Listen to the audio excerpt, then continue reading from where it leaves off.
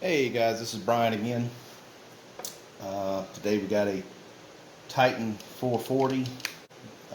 Customer says no pressure, machine's running, just keeps running, doesn't want to stop. So pressure loss like that where you don't want to prime, it could be several things from trash in the pump, stuck ball, or complete pump rebuild. So we're going to find out today. Before we get started, safety is always priority. Make sure the machine is unplugged. Power off when you're dealing with the electrical. Pressure is released. I got the prime valve down. Make sure pressure is off of it. Always be safe. As you've heard from me before, this is a working shop. There are times when I have to stop the camera to help one of my customers. Otherwise, I try to do a straight through shoot. Starting something a little different here over the past few videos where I'm trying to eliminate some of the frivolous things, screw removal, things of that nature, trying to shorten my videos. I hate, personally, a long video. I hate even more to make a long video, but I try to be as concise about this as I can. As I've said before, none of what I'm showing you is a substitute for taking your equipment to a certified shop. This is just to help you in case you're in a bind and you can't get the machine to the shop, or the shop's not going to be able to get to it quick enough for you. So as we mentioned, no pressure. So I've already got it sitting in a bucket of water here. We're going to turn it on. We're going to see what happens and go from there.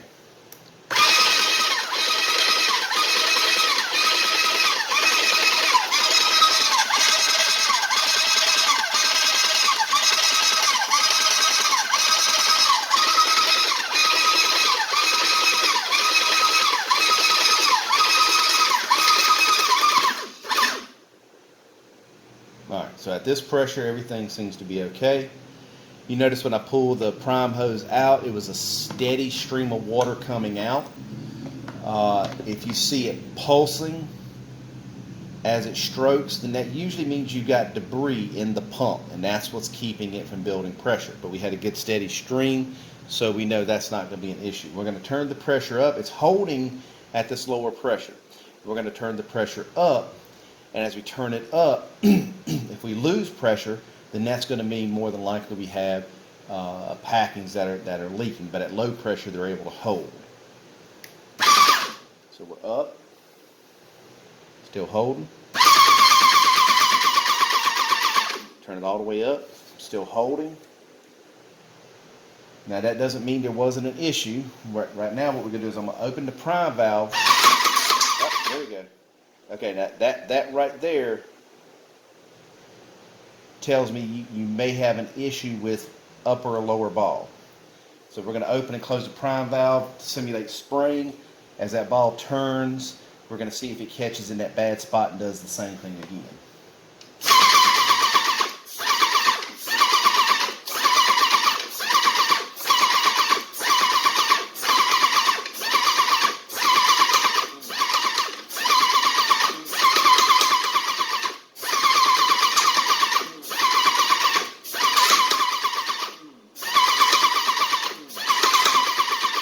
Okay, we keep hearing the skip occur.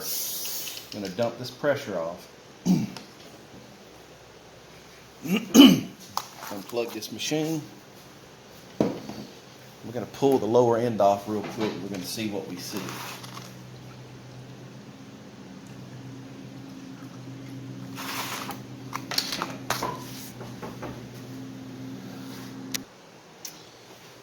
So the way to remove this, I'm going to lean this back so it'll be a little easier to see, I hope.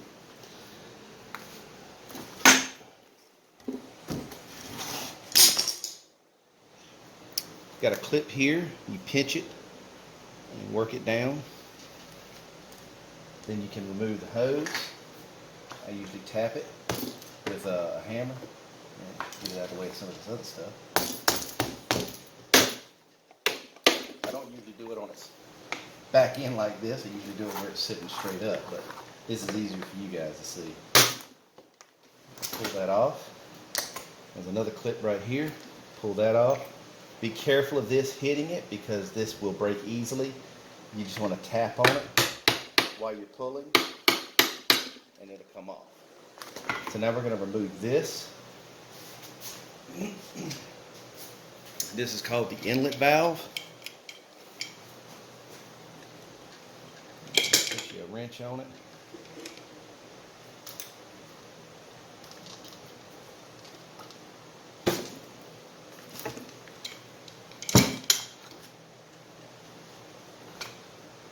Throw a rag up here. It's a little slippery.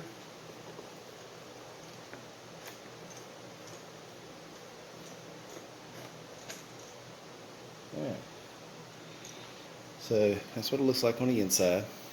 There's a ball sitting inside. The ball guide covers it, keeps it in place. This is the lower side here where paint comes in. So I'm going to try to show you this here. The best way to get this apart, if you try to hit this ball from this side, it's going to break the inside of this. So you see this shoulder right here. You're going to put, whether it's a punch or a metal rod, on this shoulder, and then you're going to tap it. You're not going to beat it, you want to tap it down. And you'll see why here in just a minute. I'm going to go ahead and do this. All I did was tap it.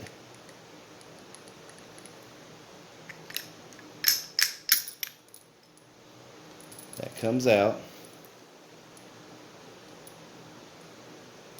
There's your ball. This is a gasket that sits at the top of this. We're going to save this to the side. We don't want to lose it. And down in the bottom here, this is called a seat. This washer looking thing. So we don't want to lose that. So we're going to go ahead and we're going to flip this over. We're going to put this side, which was up, we're going to put it down. We're going to put it back in place. That way, if that part was damaged and that's what causing the issue, we're good. Now we're looking at the ball. The ball is good. I don't see any problems with the ball. So we're going to put it back.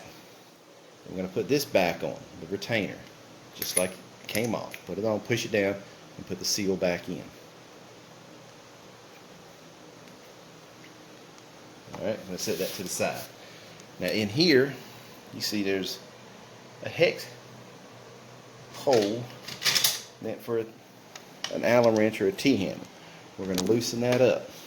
We're going to take that out.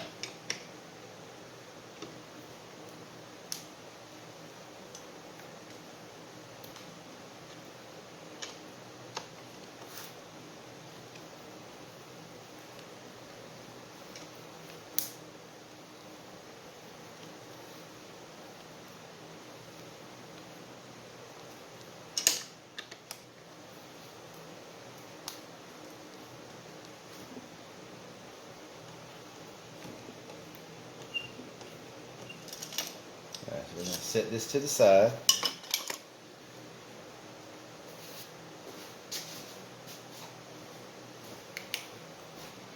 We're going to look inside and you see there's another, what looks like a washer, and there's a ball in the middle of it.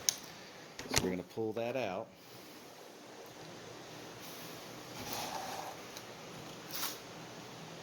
And here you can see a little better. I'm not a videographer or a cinematographer. I'm a mechanic. So we're going to put this tool, there's a little washer, like I said, it sits in there. Sometimes it gets kind of stuck. Sometimes it comes out pretty easy. This one's actually coming out pretty easy. So that, don't lose this, because this is expensive. Without it, you will not build pressure. So we're going to set that to the side. I'm going to pull that ball out.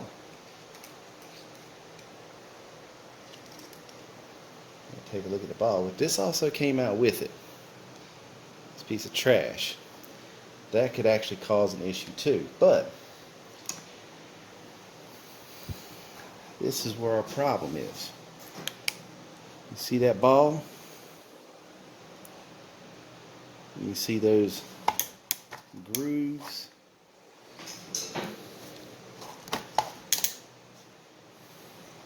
Right there. Right there. That will cause your problem. Alright? So when the ball goes up and down in the piston, it sits like this.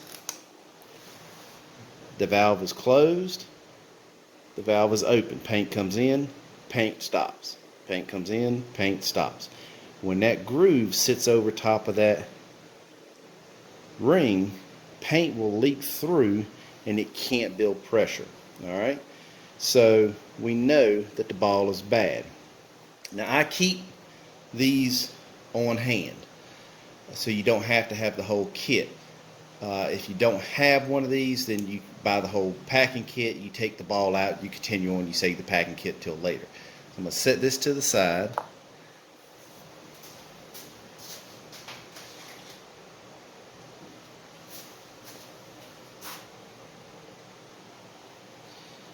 Alright, so here's the new one. That's the old one. The new one is nice and smooth.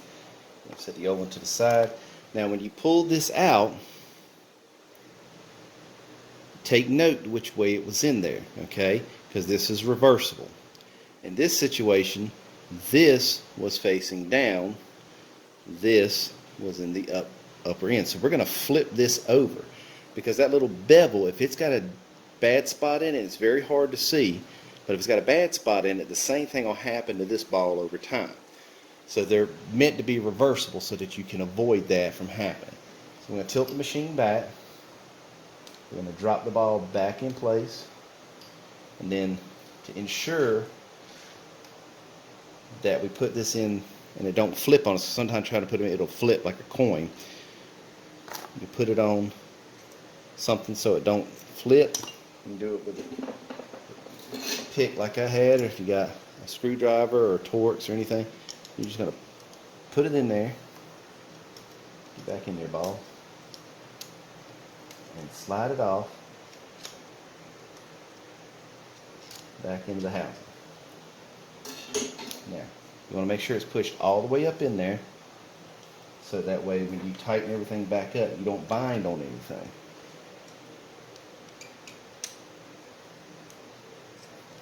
It's in there, it's sitting flat. Alright?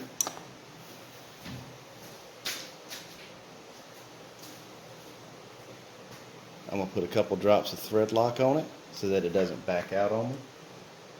And this, either way, doesn't matter which way you put it in there.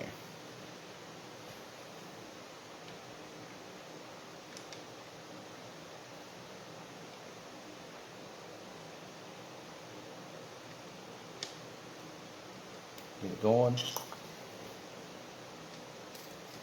tighten it the rest of the way.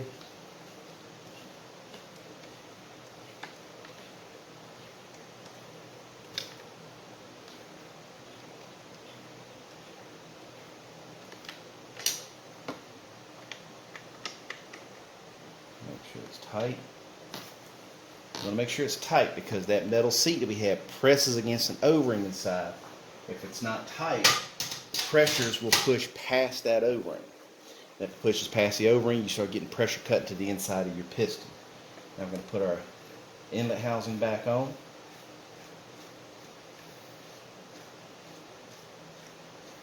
You want to make sure this goes back on tight as well,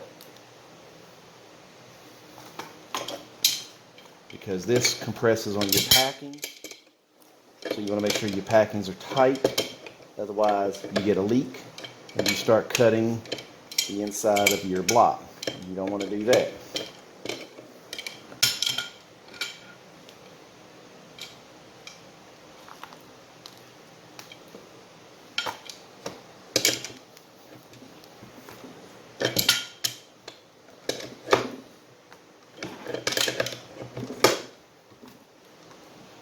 Alright. This clip goes over that corner. Tap it in place. Again, don't hit it too hard because you don't want to break that. And you have to buy a new pusher valve. Put the pickup hose, it just slides back in the hole. All the way in. Your clip, pinch it, squeeze it back into the recessed area. Locks in place. It's back together. I'm going to put it back in the water.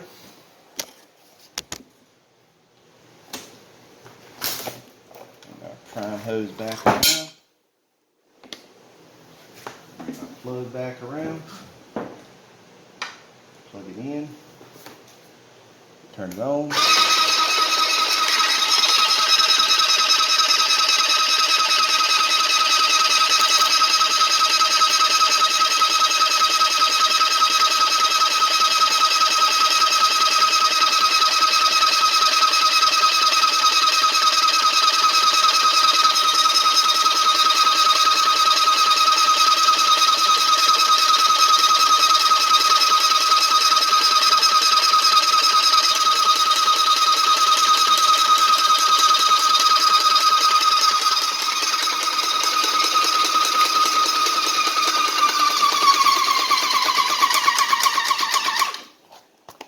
And we're sitting at full pressure again. I didn't turn it back down. We're going to open it up easy. Keep my prime hose in the bucket so it don't spray out on me.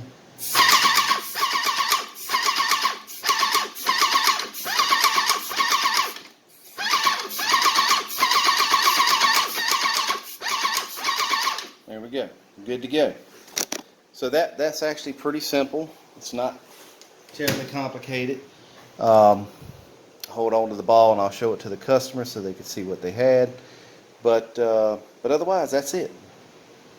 How to fix a 440 that doesn't want to maintain pressure, or you get a skip in the stroke, and you can hear it clearly in the video. If you got any questions, drop them in the comments.